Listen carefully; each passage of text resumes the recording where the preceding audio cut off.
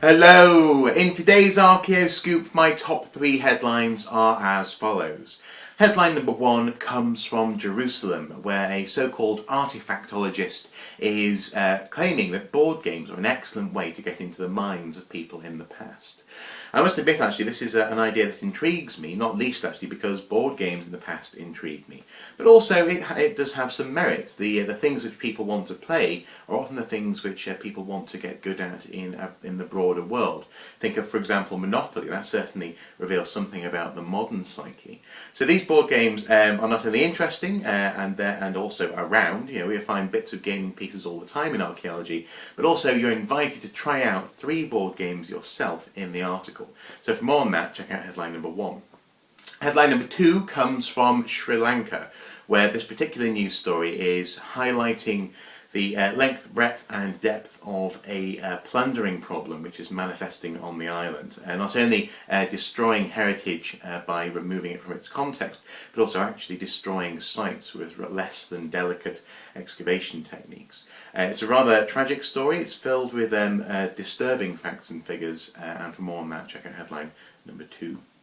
Headline number 3, I thought I would leave you with a little bit of a treat. It's pictures of the Roman fort here in Wallsend, where Archaeoscoop Towers is based. Segedunum is actually the most completely exposed fort in the Roman world, and according to this news story at least, it's the most excavated fort on Hadrian's wall.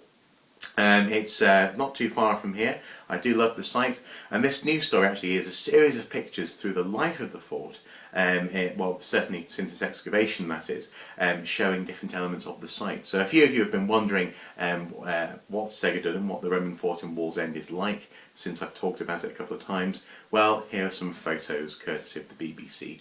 So check out headline number 3 for more on that. For all those news stories, and indeed other news stories from the past few days, do check out the links below as always to read to your heart's content. As ever, there's some wonderful stuff down there.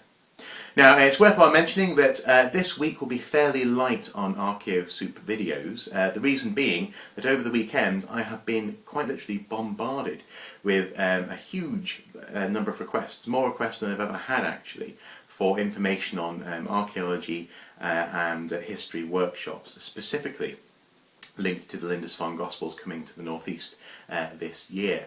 So I'm very excited, but I also have an awful lot of work to do, answering those questions, but also actually doing some preparation work for upcoming workshops. So Mrs. Soup, who actually had a long weekend, she was off yesterday, and she said, well, why don't you just take it slow? So that's what I'm going to do. Fewer videos this week, possibly just a couple of Archaeoscoops and maybe an Archefacts. But the reason being is that I'm so incredibly busy. It's a brilliant week.